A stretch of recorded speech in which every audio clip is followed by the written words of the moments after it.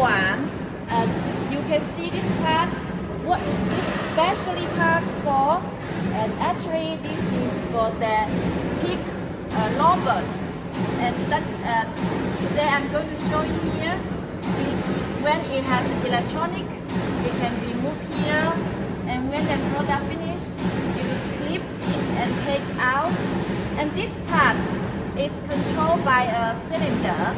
The cylinder here is the air in and out, and here you have the clips up and on and off.